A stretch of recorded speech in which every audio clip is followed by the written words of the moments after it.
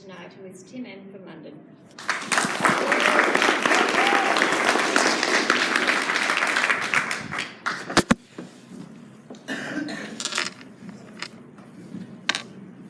It's all right, yeah. My name is Tim and I'm an alcoholic. Hi, Tim. Thank you for inviting me here today. Thank you for the welcome I was given at dinner before the meeting. And thank you to my hosts in Sydney. I'm over here to speak at a couple of conventions and have the pleasure to speak to you tonight. And what can I tell you? My home group is the Brick Lane Big Book Study in East London. If any of you ever come to London or have sponsees who come to London, grab my card afterwards and we'll look after you. And I love the fact that this group, you go for dinner before. I've got a couple of home groups, one on Friday, one on Saturday, mostly the same people. On Friday we get 45 people at the meeting and about 30-35 come for dinner. And on the Saturday we get between 70 and 100 people at the meeting and about 50, sometimes more, come for dinner. And these meetings are on a Friday and a Saturday night. Now, I don't know what your early days were like, but Friday and Saturday nights were tough for me. I mean, I drank every day, but the big nights were Friday and Saturday night, and the feeling of self-pity when I was newly sober was very intense. And so to have somewhere to go, and not just to go to a meeting, and sit in the meeting for an hour and have to go out into the dark night on your own at 7 o'clock thinking, how am I going to get through till midnight? We look after people at these two groups on a Friday and Saturday night, so anyone that has burnt their social life to the ground, as I did in my drinking. I did not have friends when I got to AA. I did not have any links with human beings left when I got to AA. If people in AA hadn't hung out with me, I would have had no one to hang out with. And I never would have learned how to hang out with people if you hadn't taught me. So that social aspect is incredibly important. And there have been times when, so the meeting on a Saturday finishes at 7 and we go for dinner. And sometimes at 9 o'clock or 9:15, people had come from the other side of London knowing that we would be at dinner after the meeting. People in a desperate state thinking, we know we can find some AA people at that restaurant at that time. It's just as important as the meeting. And honestly, sometimes I think it's more important because it's at the fellowship dinner afterwards that people start to make bonds. That's where people ask each other to sponsor them. It's not immediately after the meeting, everyone's too tense then, but once they've had a chance to relax and get to know people, that's when the connections are made. And my home groups are very important to me because what the traditions tell me is that each group is a spiritual entity, which means something is created which is beyond time and space. And that group is something which sustains me throughout the rest of the week. Beyond the hour of the meeting, it's something which is in my mind and heart there the whole time. And I had that right from my early days in AA. All I had to do was get to the next meeting and then I'd be all right. All I had to do was not drink until the next meeting and I'd be all right. And I was subject to a couple of other things I had to do. A lot of the format of this group is very familiar to me. There are some groups in Great Britain where the sponsorship lineage goes up to a certain gentleman on the west coast of California, and you can tell certain aspects of that. You can tell immediately. This is all very, sort of says, all very familiar. So I feel very at home here. I noted there are some people in their first 90 days, and I don't know if it's the first 90 days. Sometimes I had to have a few goes at getting 90 days. I was 18 when I first broke down because of alcohol.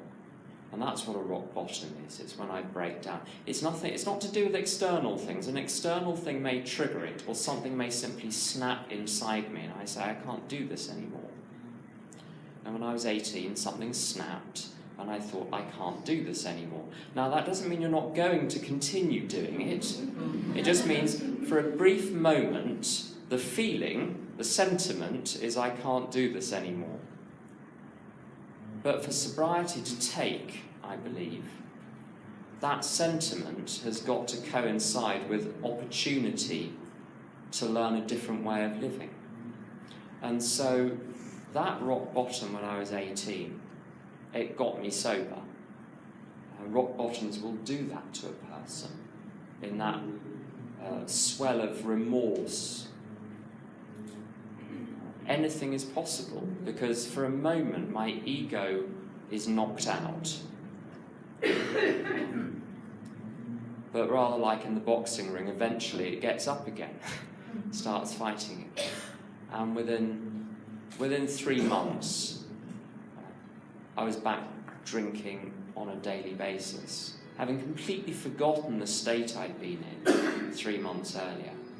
And the state I'd been in 3 months earlier, the precipitating event for that little rock bottom was simply a social event with dozens of people I knew, and everyone else was having a nice time, and I ended up howling like a wild animal in the woods, not knowing why I was doing it. The first half of the evening was fine.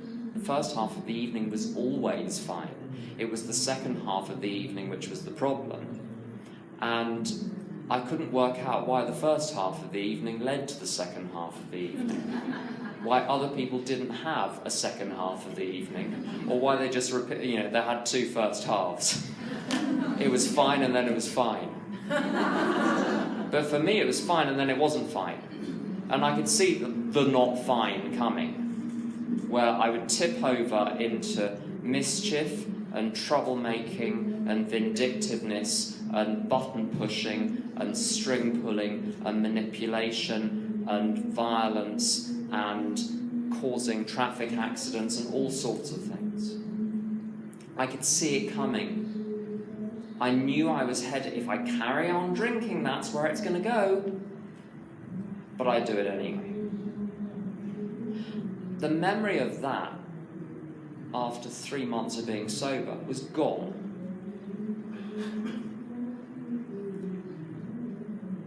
But it wasn't because I had a memory problem. Those 3 months sober, when I was 18, were amongst the worst months of my life. I was worse after I'd been drinking a couple of years, sober, than I was sober before I ever drank. So drinking alcohol daily for a number of years did something to my insides where I couldn't fit back into the world again. I barely fitted into the world before I ever drank. But the door was now locked, and I could play act at being an ordinary person, but my heart wasn't in it. There was something that ordinary life was unable to give me. But my memory was that alcohol would give me that. I couldn't have named it, I couldn't have pinned it down, I couldn't have described it, but there was something missing. And unless that thing that was missing was substituted, I was going to drink again, and I drank again. There we go. And when I start drinking again, no one can tell when I'm going to stop. It might be the next day. So over the years that followed, there were years of relapse and remission. When I relapsed, maybe I would come back the next day. Maybe I would come back with my tail between my legs, saying I'm never going to do that again, and I'd be sober for a while. On one occasion, it was 1.5 years before it occurred to me I had ever been sober before, and maybe it was possible again. Step 1 of Alcoholics Anonymous. By the way, if you're new, I don't know how much people have told you about AA. To me, AA is a set of relationships I build with other people who also come to meetings. AA is not the meetings. It's the relationships with the higher power and with the other people in AA. And I can only have that common bond with other people in AA by recognizing the common problem and the common solution. With only one half of that, the common problem, I'm locked out of the common experience that they all have.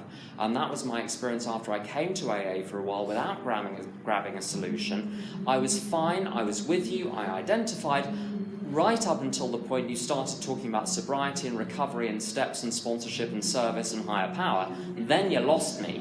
And I would feel locked out, I would feel separate, and I started to dislike you and develop contempt for you. But I was the one that was locking myself out by not grabbing the program with both hands.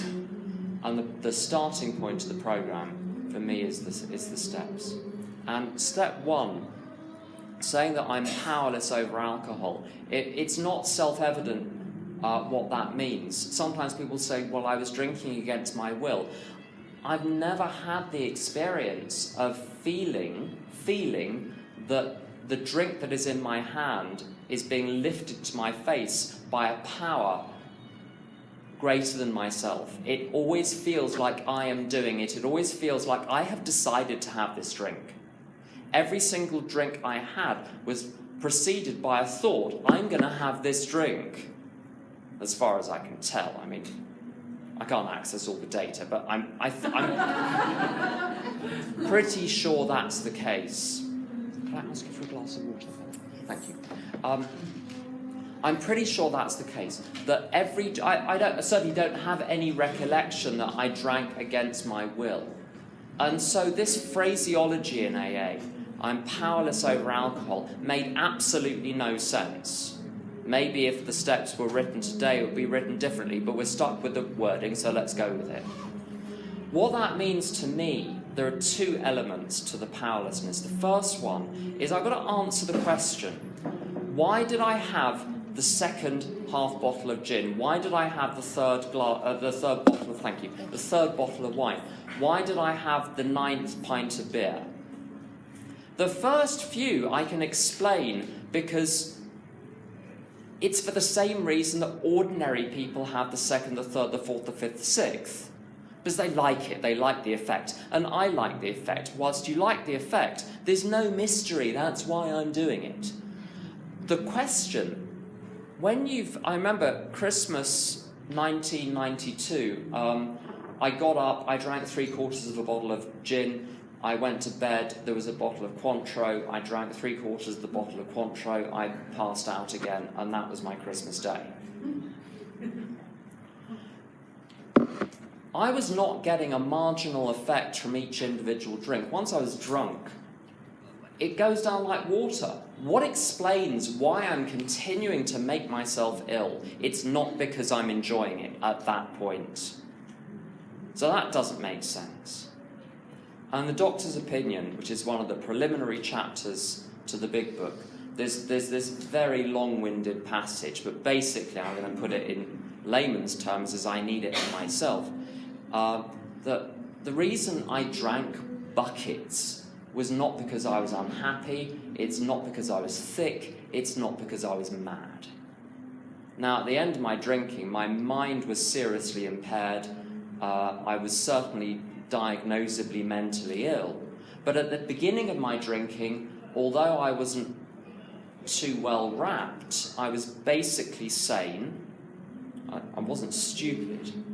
And yeah, I was unhappy, but there were days when I was happy too. But my drinking was consistent. The way I drank was consistent the whole time, which means I just respond in a particular way to alcohol, whatever I'm feeling, whatever the circumstances, whatever I've eaten, whatever I've not eaten, whatever has happened today, whether I'm alone, whether I'm with someone else. If I start, it's going to decide when I stop. I don't decide when I stop, it's going to decide when I stop. So when it talks in the big book about physical craving, it doesn't mean that I sense it in my body somewhere, like in my foot and my hand. It means that this compulsion to have more and more and more originates in some physical aspect of me that I can't access. I'm just built like it. I'm constitutionally built to drink buckets of the stuff. And I only realized it was a craving. When you satisfy a craving constantly, you don't notice your craving. You just see your hand going out again and again and again. It was only when someone got between me and the alcohol, like my mother who saw my alcoholic brother commit suicide in his 20s, got between me and alcohol one day, and that's when I see red. That's when I'm aware that there is a compulsion inside me. But I don't know about you, I was really careful about securing my supply. I was not going to allow myself to get into a situation where there was the remotest risk that I couldn't get a drink. So there are very few occasions when circumstances or an individual got between me and alcohol, but the terror and the rage that welled up inside me when that happened, that tells me that I had the physical craving that's described in the big book of Alcoholics Anonymous. And also the physical come down when you had one drink and you were physically prevented from having more, and you can feel it leaving your body cell by cell. As you know, it's as though alcohol would shuttle me into another reality, but I'd have to be dragged back from it slowly. And that process of being dragged back to reality, again, was incredibly painful. So I would avoid situations where I would only be able to have one drink because of the memory of how painful it was to not have the second, third, fourth, fifth, 17th, 32nd. So, to sum up so far, to conclude, I'm powerless over alcohol after I've had the first drink. Now, that's fine. All that means is I don't have the first drink. Then I don't have a problem. We're cushy, it's great. Except there's a second problem. So, if you think that's all the bad news, there's a lot more bad news to come. So brace yourself, or just think of a few of your favourite things. Pretend to go to the loo and just leg it. The next piece of bad news is that, the obvious thing is I'm either going to drink myself to death or I have to stay sober permanently. The problem is that my decision-making process when I'm left to my own devices is unstable. And again, I didn't have the experience that I was returning to alcohol again and again and again against my will. It always felt like my will. It always felt like I was doing the right thing. I was acting in my own best interests. Every first drink I ever had seemed like a good idea at the time. And as I say, it's difficult to prove this because it's just an examination of what was going on inside me. There was an itch which I couldn't scratch sober, and alcohol would scratch that itch, and unless I found something to take away the itch, I was going to drink again. And it's, as I said, it's not a memory thing. There's something in me which so desperately needs relief from that, it will distort my perception of reality to make drinking plausible again. And self-knowledge is vital. It's vital for me to know that I have a condition where I'm powerless over whether I have the first drink. When I've had the first drink, I'm powerless over how much I drink afterwards. And that my life is therefore unmanageable because, as a friend of mine says, if you don't have the strength, if you don't have the power to turn the steering wheel of the car, you can't manage its course. And if I can't choose whether or not I'm going to drink, and when I drink, I go off on a tangent and it could be a year and a half before I come back, I'm literally not in charge of the course of my life. I cannot say I'm going to be there next Monday and guarantee I'm going to be there next Monday. Now, most a lot of people talk about unmanageability being basically emotionally immature, neurotic, and incompetent. I don't know if you've ever heard someone like just do a terrible job in service in AA and say, oh, it's just me and my unmanageability. It's something, but it's not the unmanageability of step one. It's fascinating to me in the big book that Fred, who's one of the characters they talk about between pages 39 and 43, they could have picked as their poster boy for alcoholism in the chapter more about alcoholism, your typical AA who, like me, was emotionally immature and neurotic and incompetent. But they wanted to demonstrate what alcoholism was by stripping out those components and revealing someone who, even though they are emotionally mature and competent and everything was going his way, he was having a wonderful time, everything about his life was enviable. There was no problem, and yet he drank again, because there was something deep down inside him which wasn't finding resolution in his life, and it was only once he'd had a spiritual awakening that he discovered what it was. Until he'd had the spiritual awakening, his experience was that he was going back to alcohol again. So my unmanageability is the logical consequence of my powerlessness. My powerlessness is in my internal state. The unmanageability is the consequence. If I'm powerless, my life is unmanageable. If my life is unmanageable, I'm powerless. And it's true with alcohol, and it's true. Some people are blessed to just have one problem, which is they drink too much. I've got half a dozen other things which will kill me if I don't take care of them the way I've had to take care of alcohol. And the same is true of those. Those addictions or problems cause my life to become unmanageable because I'm not in charge of the decision-making process. Now, that self-knowledge about the powerlessness and the unmanageability is vital. Without that, nothing can be achieved. But on its own, it's useless because I'm unable to act on that knowledge. I've left AA meetings 100% convinced I'm an alcoholic, and I've walked up the road, gone to the pub, and got drunk. Surrounded by people who were just going to meetings and were fine, and I was just going to meetings and I was not fine. And I became the person that some old-timers, would warn other newcomers off as though I was tainted I was the group slipper, I was the group relapser, I was the one who obviously didn't want it enough, who obviously wasn't going to get it, because I was being given the same AA as everyone else. They were staying sober and I wasn't. And it was as though I had some kind of spiritual leprosy. And it was... and even the people I was seeking help from were getting exasperated because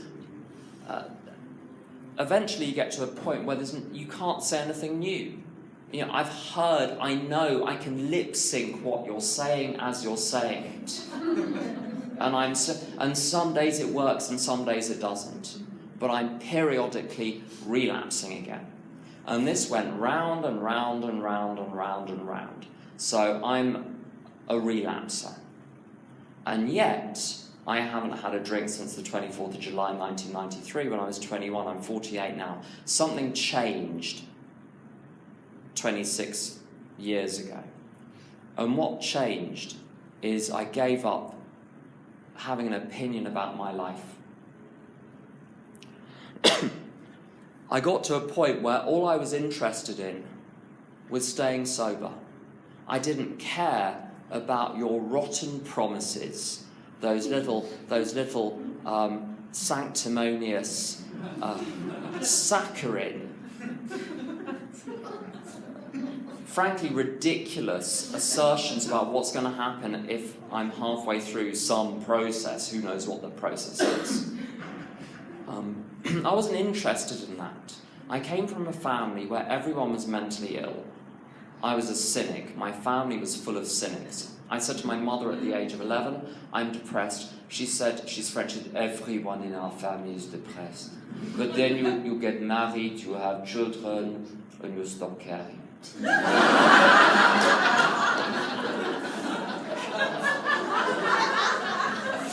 I was not. It explains a lot.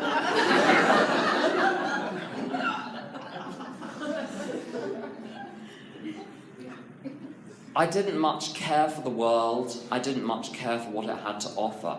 But I didn't want to die drunk.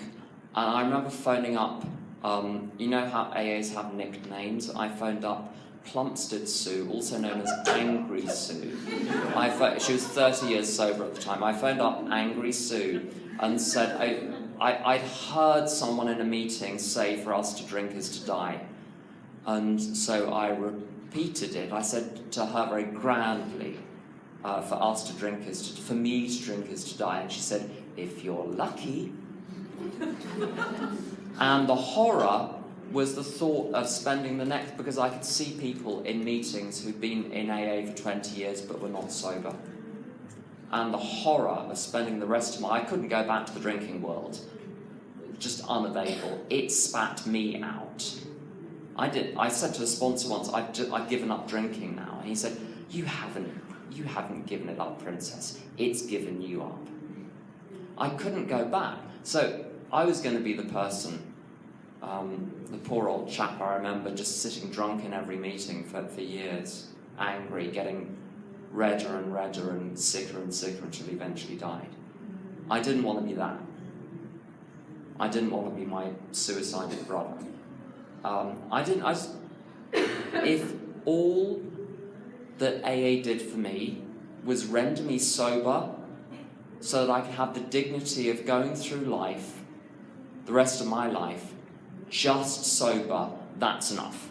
I demand nothing else. I dropped all of my conditions. This is tradition 3 in reverse. The only requirement for membership of AA is a desire to stop drinking. And the only requirement I had of AA was that it deliver on that desire.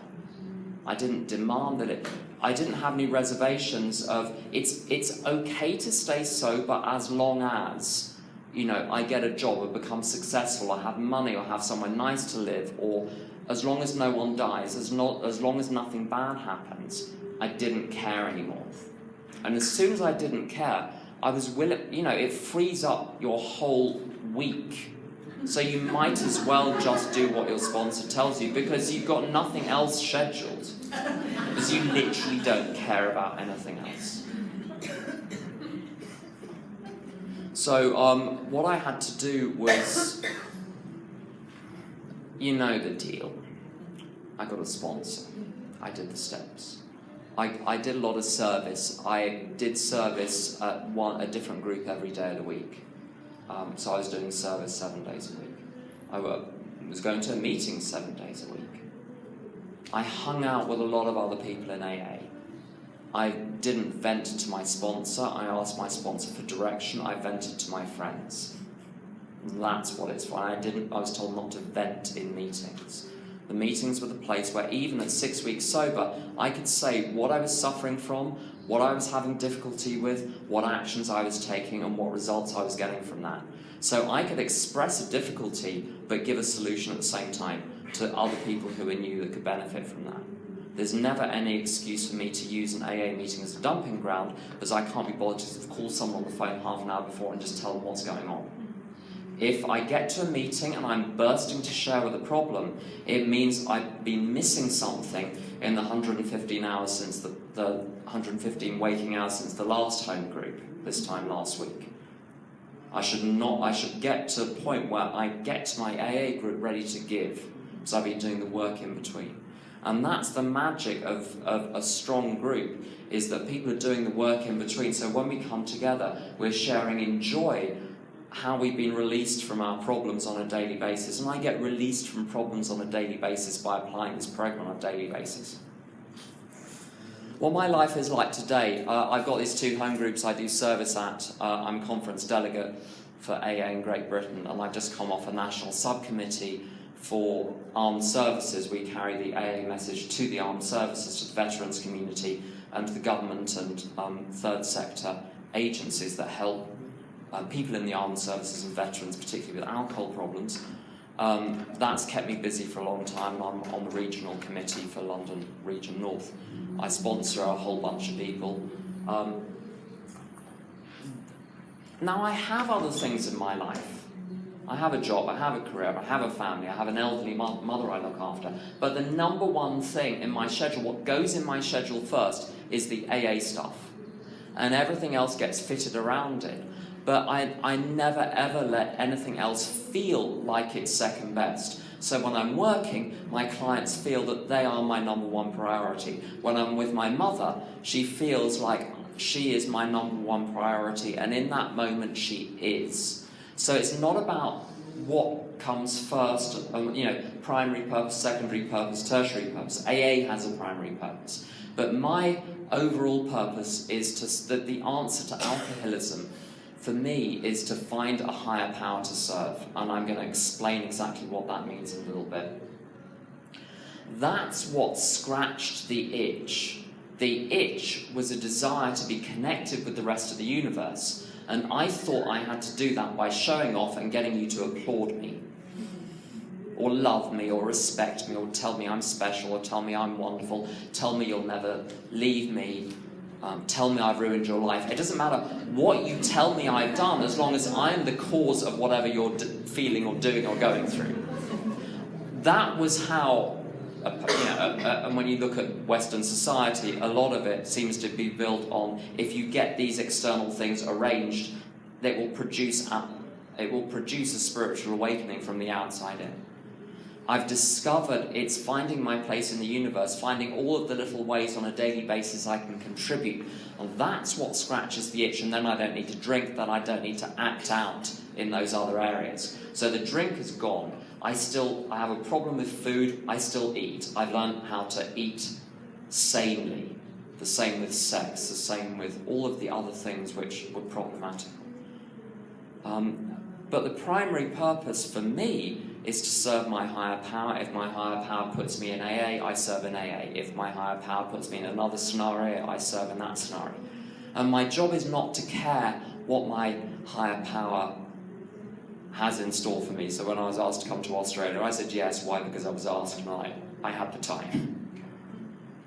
I'm going to talk a little bit about the steps, because there are lots of different approaches, and if the way you do the steps is different and it's working for you, don't feel anything needs to be disturbed by anything I say. So if anything I say about the steps helps, that's wonderful. And if it's different from what you do, that's fine too. No one has to leave the room, no one has to argue. So I've already covered step one, which in a very simple, brief way means that if I don't have some kind of spiritual awakening, which means an internal rearrangement about my attitude to myself, to others in the world, that's what a spiritual awakening is for me. If I don't have a spiritual awakening, I will drink again. And if I drink again, all bets are off. Good, fine. Step two has got this dreaded reference to, what does it say? Came to believe that a power greater than ourselves could restore us to sanity. And then there's a bait and switch, and suddenly it's God in step three. So if you read ahead, you realise the bait and switch is coming, and you read God back into step two. So God seems to be an issue in step two as well. Now, if we had 4 hours, we could have a theological conversation, but we haven't. So here's a really simple way to get through step two. We Agnostics is a hugely helpful chapter. Not all of it helps every person. There are some lines of argument that Bill uses in there for trying to convince people to believe in God, which work for some people and don't work for others, and they don't all work for me, his arguments.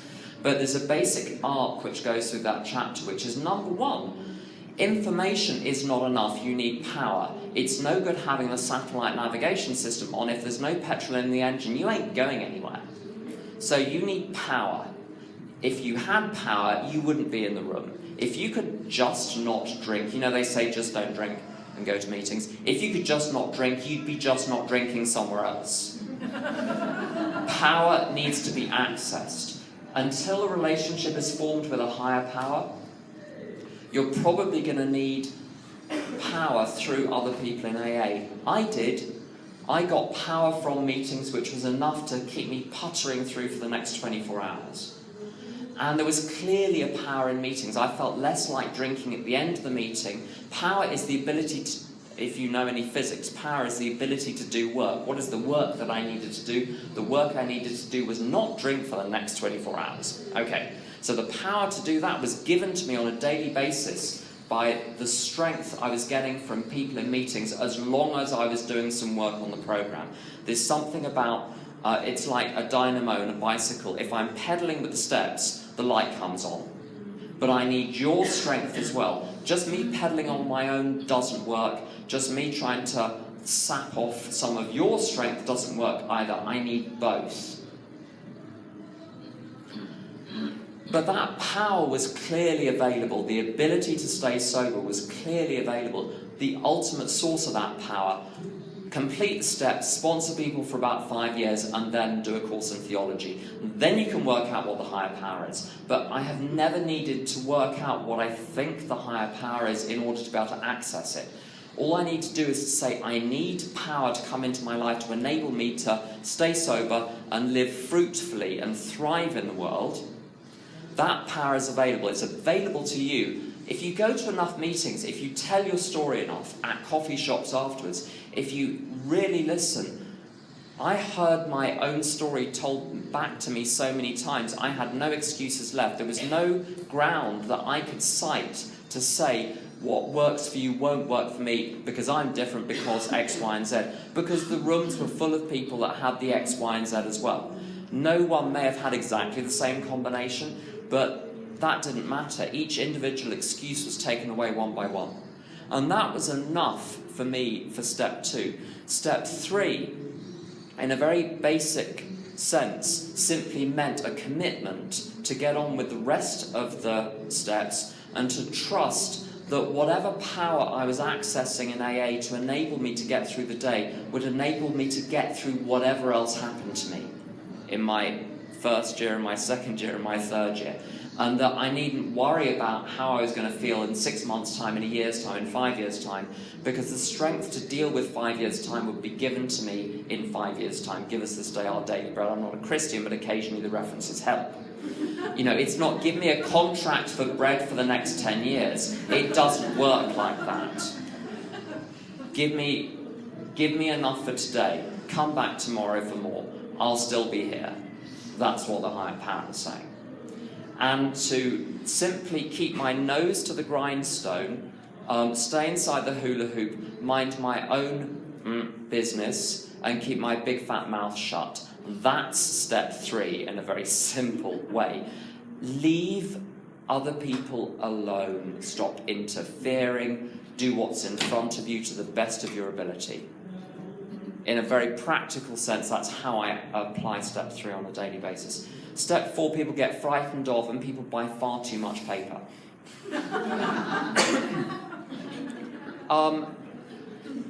Sometimes alcoholics, I know you won't do this here in Australia, but sometimes in London we overcomplicate things just a tiny little bit, and people can overcomplicate step 4. Step 4, what I need to produce in step 4 is material for steps 5, 6, 7, 8, and 9. What I need to get out of it is a clear idea of what I'm going to say in my step 5, which is my twists of character and the dark crannies of the past. And the very simple set of questions from pages in the high 60s in the big book, those simple questions will reveal what the twists of character are, what the dark crannies of the past are. Now, my twists of character, you take resentment. People start the resentment inventory. There are 3 inventories: resentment, fear, and sexual conduct, or conduct in intimate relationships. The resentment inventory, sometimes people write about 500 resentments, or 900 resentments, or 1,200 resentments. I had about 20 resentments which repeated again and again and again, with different faces, with different situations, the same feelings with different hats on. At the beginning, the opening credits of The Simpsons have got The Symptoms. The Simpsons have got, it is The Symptoms too, but anyway, have got Bart Simpson writing the same line over and over and over and over again on the blackboard. If I write about essentially the same resentment 15 times over and then share it 15 times, I haven't learnt 15 times as much. I've just been repeating myself. And there's nothing like repetition to dull my senses, to dull the impact, to make my problem seem far more complex and grand than it actually is, to bore the other person stupid, and to hide. I mean, you've got to have respect for your poor old sponsor that has to sit through this. The aim is to keep it simple. As soon as I started to repeat myself, I stopped. I had to get down to causes and conditions. And no one has that many defects of character. There might be many dark crannies of the past, but in my case, one theft is much like another. One cheating on someone is much like another. One disappearing at a French exit is from a relationship, from a situation, is much like another. Tell the truth. My friend Tom, who's no slouch in the program, he's been sober since 1976 and Al-Anon since 78. People go to him and say, would you hear my step 5? And he says, I've got 40 minutes next Tuesday. And they say, but I have 10 hours of material. He said, well, you'll have to find someone with 10 hours of time. I was taught to get to the point quickly and simply and get it out. My first step 5, I think, was an hour long. And I don't think any step 5 since then has been much more than that. And in that, I've successfully managed, with the help of a sponsor, to boil down this immense, massive, complicated event to a few simple facts, get them out on the table in a way you can walk all the way around them and think, that's my problem? That's the reason I've been drinking? That's the reason my life is a mess? This simple little list. And the simple little list, the reason the fear inventory is so helpful is I discover that every single character defect boils down to fear, one way or another, that I'm going to lose something I've got, or I'm not going to get something. I think I need to be okay. And the way out of all of the fear is actually, for me, a line on page 61 where it says, is he not a victim? He. Am I not a victim of the delusion that I can wrest happiness and satisfaction from this world if I only manage well? Now again, I'm going to need to put that into English, I understand, is if I think me getting my own way is going to make me happy, I'm an idiot. Because whenever I get my own way, I discover something else that's wrong. So I was never unhappy for the reason I think. I am never unhappy for the reason I think. I'm unhappy because I've been listening to the wrong voice in my head. Step 5 created a little space, and I started to hear beneath the endless, complex chatter of my ego is another voice. And I need to start listening to that voice instead. The reason I don't do very complex inventory is because it's all rubbish. The point of my step 4 and 5 is not to start managing this complex superstructure of my life. It's to, as a friend of mine says, you don't make the desert bloom, you leave the desert. Just go somewhere else, stop trying to fix it. And what I do is I drop down below that level of the ego to a place where it's quiet and still inside. And I think, I literally can't remember what I was so upset about in my teens and my 20s. I can kind of tell you technically, but it makes no sense. All of it was a dream that I firmly believed in because I had no experience other than being in the dream. Fish apparently can't speak, but I bet if you asked them what water was, they wouldn't know because they're just in it the whole time. The dream world of horror that I was in, which was a horror of my own construction, I knew nothing else. Of course it was reality. Except you do a step 5, you get a little moment of peace and you think, what if all of it is wrong? Step 6, do I really want to stick like it? Sometimes sponsors will keep people on step 6 for a long time. I'm like, seriously? If you get to the end of step 5 and you're confused about whether or not you want to continue living that way, you've really missed something or you're not an alcoholic. I was in no doubt. There are 2 buttons. I get to step 7. I can press the button on the left and keep my old life. I can press the button on the right and get a new life. Pick one. You can't mix and match between the two because there are two entirely different thought systems. One thought system is the thought system of the ego with this unholy trinity of fear and guilt and this profound sense there is something wrong with me, there's something wrong with you, there's something wrong with the world, and if only I get the magic formula, I'm going to fix it. That's the tragedy of the ego, because it never works. System number one. System number two, trust God. Get on with what's in front of you. Love the people next to you. Chill out. Pick a system. And you don't even need to trust that the second system is going to work. I just needed to trust that my existing system was not going to kick in at some point. I went through a very bad patch in my 30s, even though I was sober in AA. Yes, it can happen. And someone said to me, "Are you happy?" And I said, "No." And they said, "When did you think your system for living was going to kick in and start working? If you've been trying it for 3.5 decades and it hasn't worked, what, you're going to give it another decade? How about you just give it up?" Much simpler. In 8 and 9, people say you can't change your past. But what is the past? The past is gone. FYI. There's a chap called Bill who's going to be speaking in Sydney, I shouldn't quote someone else, but I'm going to. What he said, don't tell him. If you tell him, I'll probably deny it. So, he says, the two things you need to know about your childhood, it was very, very long and it's over.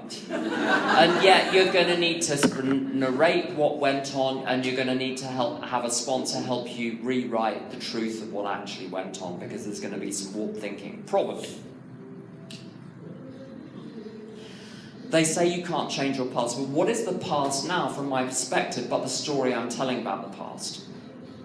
If I can change the story about the past, I am effectively changing the past in terms of my experience of it.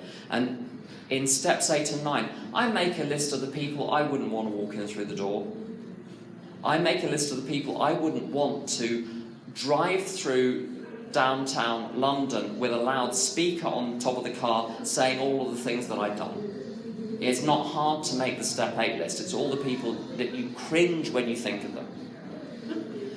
Step 9, you go to them, you tell them what you did. It won't be a surprise. They were there when you did it to them. That's how it was able to harm them.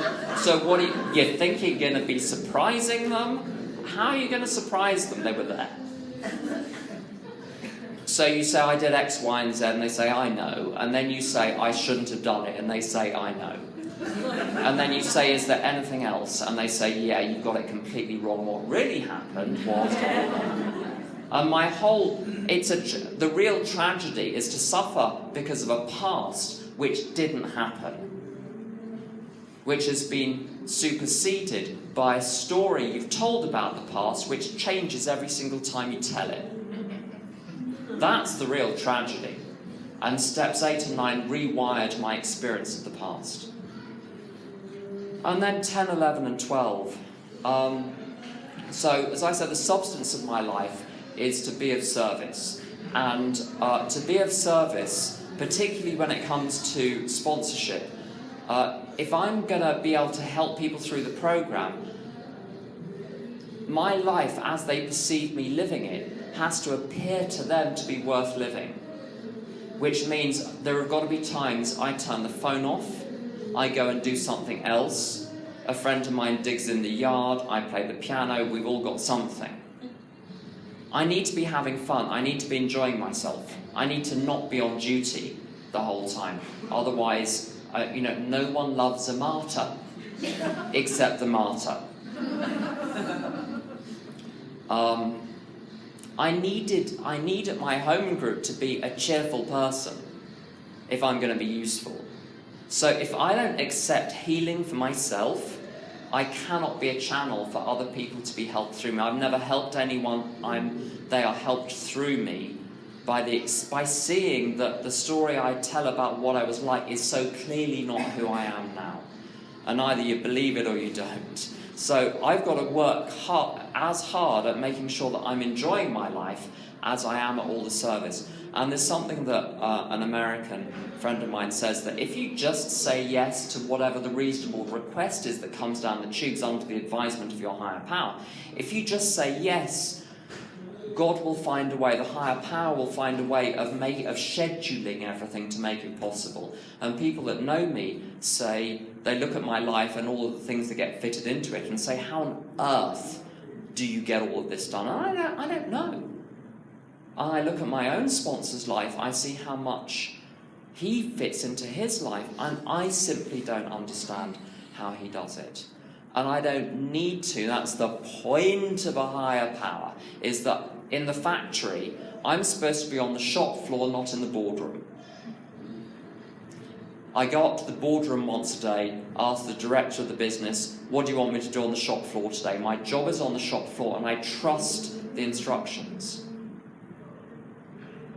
And the 3 parts of AA, of the recovery through the 12 steps, and the unity and the fellowship of the second part, and the third part is service, there's a set of principles which governs each one.